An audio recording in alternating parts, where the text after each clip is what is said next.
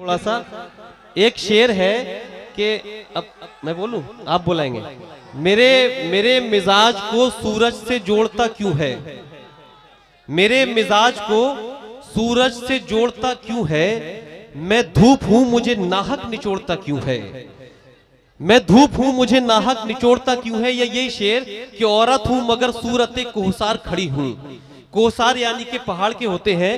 औरत हूं मगर सूरते कोहसार खड़ी हूं, एक सच के तहफ्फुज के लिए सबसे लड़ी हूं। वो मुझसे सितारों का पता पूछ रहा है, हीरे की तरह जिसकी अंगूठी में जड़ी हूं।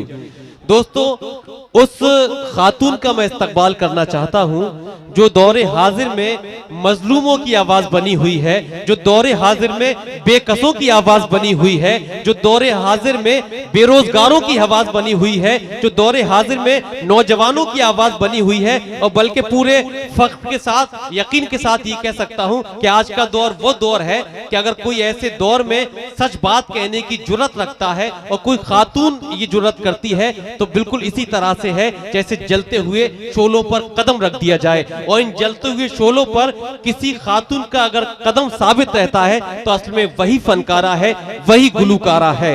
जुल्म के साए में पर तोलेगा कौन, जुल्म के साए में पर तोलेगा कौन, देखना यह है कि लब खोलेगा कौन।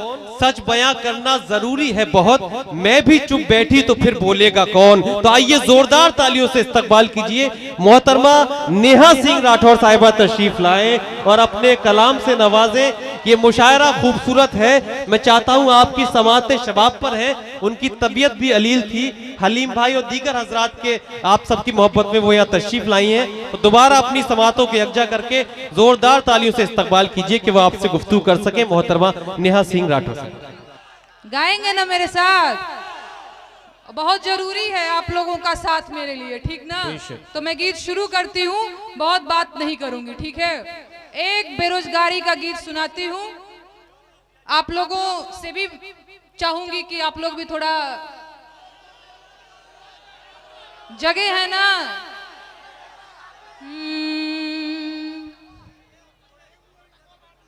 अरे भीख नहीं हक सरकार मांगीला, वाह वाह।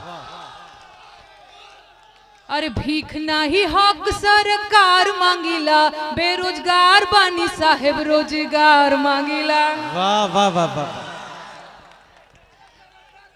अरे भीख नहीं हक सरकार मांगीला, भीख नहीं हक सरकार मांगीला, बेरोजगार बानी साहेब रोजगार मांगीला, बेरोजगार बानी साहेब रोजगार मांगीला।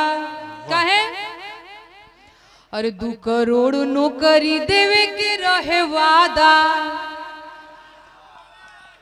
आ कहत रहल कि रोजगार मिली ज्यादा। अरे 2 करोड़ नौकरी देवे के रहे वादा, कहत रहल कि रोजगार मिली ज्यादा। सुना, नून तेल पैसा ना उधार मांगीला, क्या कह रहे? नून तेल पैसा ना उधार मांगीला, बेरोजगार बानी साहेब रोजगार मांगीला। वाह वाह वाह वाह। हाँ, बेरोजगार बानी साहेब रोजगार मांगीला। क्या कह रहे? और एक लाइन, अरे उमर आधी आइल भइल जवानिया बेकार, नौकरी कहिया मिली। वाह वाह वाह वाह। उमर आधी आइल भइल जवानिया बेकार, नौकरी कहिया मिली। किया ही दादा कहिया मिली, नवाहा धुने ले का पार, नौकरी कहिया मिली।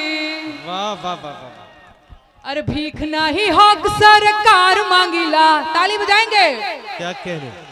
भीख नहीं हक सरकार मांगीला, बेरोजगार बानी साहेब रोजगार मांगीला, बेरोजगार बानी साहेब रोजगार मांगीला। वाह। अरे देश के इकोनॉमी के बैठ गइल भट्ठा, वाह। देश के इकोनॉमी के बैठ गइल भट्ठा, आंख खोला देखा मलिकार हुए झूठा, आंख खोला देखा मलिकार हुए झूठा। अरे खेत बारी जमीन ना बधार मांगिला, खेत बारी जमीन ना बधार मांगिला, बेरोजगार बानी साहेब रोजगार मांगिला। वाह वाह वाह। और एक लाइन, अरे पढ़त पढ़त झरी गईले चानी पर के बार, नौकरी कहिया मिली। क्या कहने। पढ़त पढ़त झरी गईले चानी पर के बार, नौकरी कहिया मिली। वाह। किया ही दादा कहिया मिली, दूलरुआ बबुआ भैले भार, नौकरी कहिया मिली। वाह वाह वाह। अरे भीख नहीं हक सरकार मांगिला, गाइए आप लोग।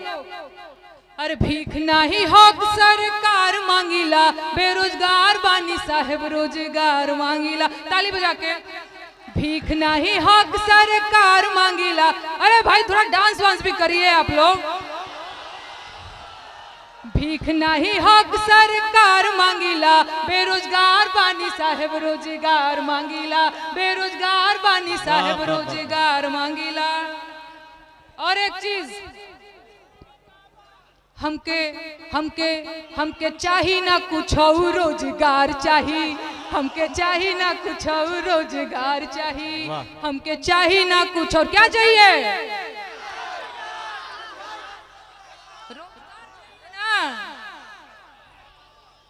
तो इतना जोर से बोलिए रोजगार की बात की आजमगढ़ से दिल्ली तक पहुंच जाए। क्या चाहिए? क्या चाहिए? क्या चाहिए भाई? बहुत बढ़िया। एक और गीत नहीं यूपी में काबा भी सुनाऊंगी, उससे पहले एक और बेरोजगारी का गीत सुनाना चाहती हूँ। सुनना चाहते हैं? जी स्वागत है। अच्छा देखिए, मुझे शायरी पढ़ना नहीं आता है, मोहब्बत की पता नहीं क्यों मुझे नहीं पता, तो बहुत वाह वाह करने का आप लोगों को मौका शायद ना मिल पाए, तो बेरोजगारी के गीत से ही काम चलाइए। फिलहाल इस देश में बेरोजगारी बड़ी बढ़ गई है। रेडी है ना? अच्छा इधर बोलूं? नहीं भाई, मेरे तो आप सभी हैं, खाली तोहरे और का है, मैं तो गलत बात है। अरे एमटेक बीटेक डिग्री लेके बबुआ बेचे ले तरकारी, एमटेक बीटेक डिग्री लेके बबुआ बेचे ले तरकारी, बाप के रुपया भइल जियान, नौकरी मिलल नहीं सरकारी, बाबूजी देवे रोजगारी, सुनाए बाबा कल की अवतारी, सुनाए बाबा कल की अवतारी। कैसे? खाली दाढ़ी बढ़ावे, खाली फोटो खिंचावे, करते हैं जुमलेबाजी। वाह। खाली दाढ़ी बढ़ावे, खाली फोटो खिंचावे, करते हैं जुमलेबाजी। अरे बने खुद के विश्व गुरु जो ऐसे हैं सैया जी। खाली दाढ़ी बढ़ावे, खाली फोटो खिंचावे, करते हैं जुमलेबाजी, बनेल खुद के विश्व गुरु जी ऐसे हैं सैया जी। जय माँ दुर्गे जय माँ काली, शेरा वाली भेजा बहाली, जय माँ दुर्गे जय माँ काली, शेरा वाली भेजा बहाली, भूख मंगर लड्डू चढ़ाइब, संगम वाले बजरंग बोली, कबले रही हम बेरोजगार, सुनाए मोरे चाचा चौकीदार, सुनाए मोरे चाचा चौकीदार। इहे महामहिम इहे महामहिम इहे महानुभाव इहे विश्व गुरु सन्यासी, अरे अयोध्या के तार दिल बड़ काशी, ये महानुभाव इहे महामहिम इहे विश्व गुरु सन्यासी, अरे अयोध्या के तार दिल बड़ काशी। अरे हमारो के तार दो, किस्मत संवार दो, नौहन के हाथे सरकार रोजगार दो, जिनकी भइल जाता तबाह लागता हमार, होई ना बियाह लागता हमार, होई न बियाह। अरे एमटेक बीटेक डिग्री लेके बबुआ बेचेले तरकारी, बाप के रुपया भइल जियान, नौकरी मिलल नहीं सरकारी, बाबूजी देवे रोजगारी, सुनाए बाबा कल की अवतारी, सुनाए बाबा कल की अवतारी। क्या कहने। यूपी में काबा भी सुनाऊंगी महाराज, तनी धीर भरा।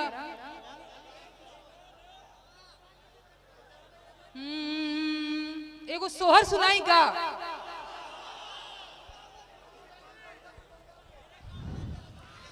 और 2014 में बियाह भइले 19 में, गवनवा भइले 19 में, गवनवा भइले हो ललना 6 साल भइले, बियाह के भी कसवना जनमल हो। वाह वाह वाह वाह।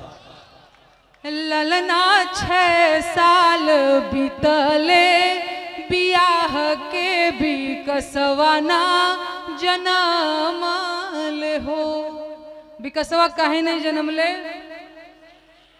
अरे जनवरी में राजा जी जापान घूमे, फरवरी फ्रांस घूमे, फरवरी फ्रांस घूमे हो ललना बरहो मास रहेले, विदेशवा विकसवना जनमल हो ललना बरहो मास घूमेले, विदेशवा विकसवना जनमल हो।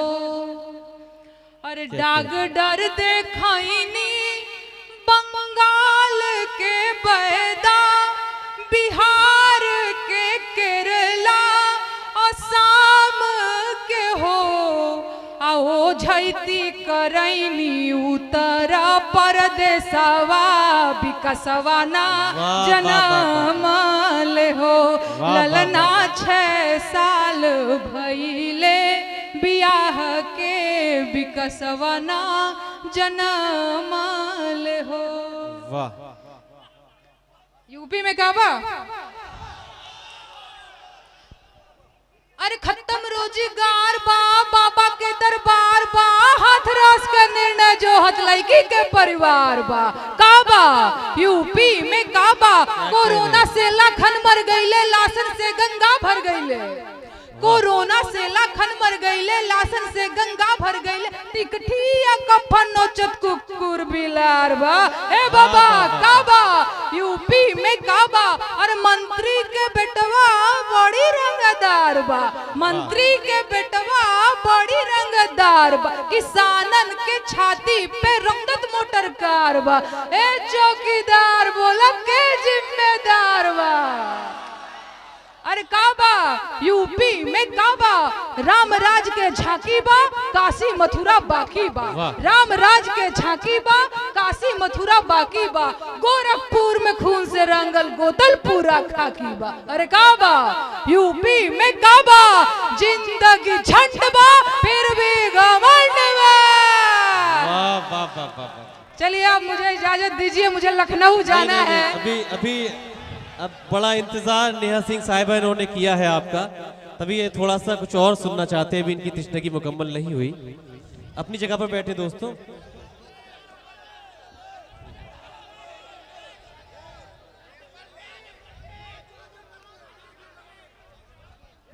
नहीं, एक दूसरा गीत सुनाती हूँ। जी जी जी। अच्छा, महिलाएं तो आई नहीं हैं, लेकिन मैं उनकी तरफ से आप लोगों से कहना चाहती हूँ, मुझे सच में बड़ा दुख लग रहा है और बड़ा अजीब भी कि यहाँ एक भी महिला नहीं उपस्थित है ऑडियंस के तौर पे। क्यों भाई, आप लोग तो चले आए और उन लोगों को क्यों नहीं लेकर के आए?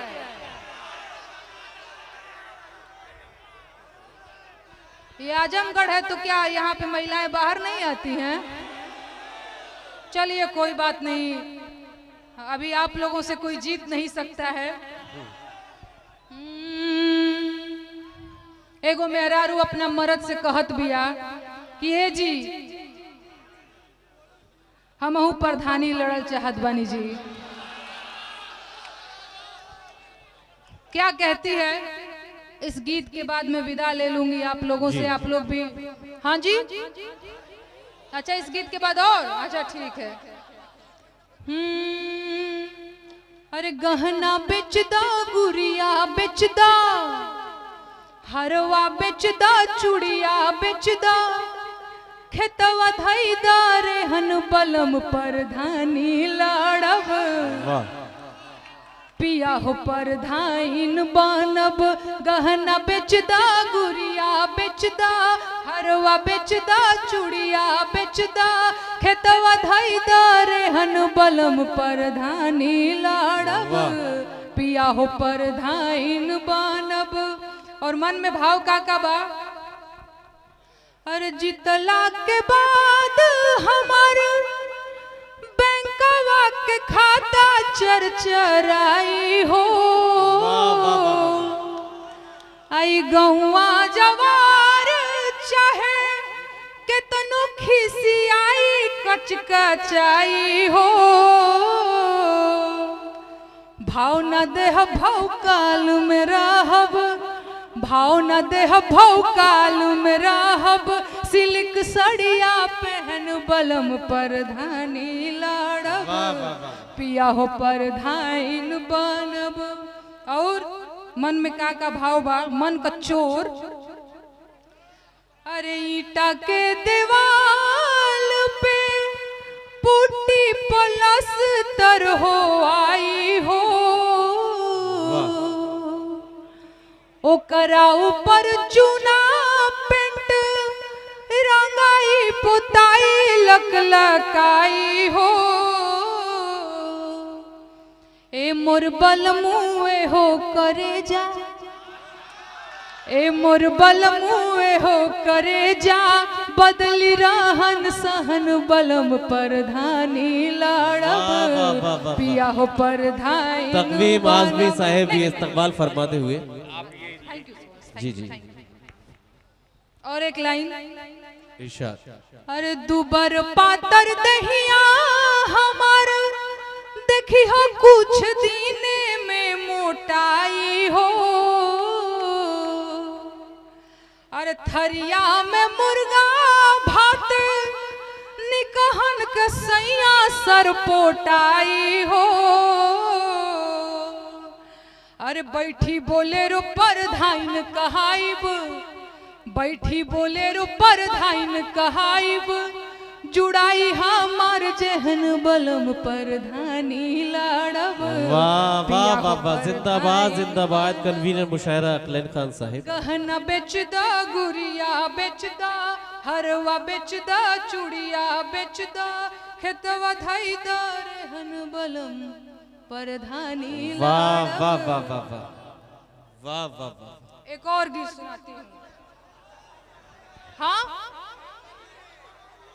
ये पेपर लीक सुनना चाहते हैं जो बिल्कुल करंट है। एक देखिए यहाँ पे पगड़ी वाले लोग हैं, पगड़ी बांधे बैठे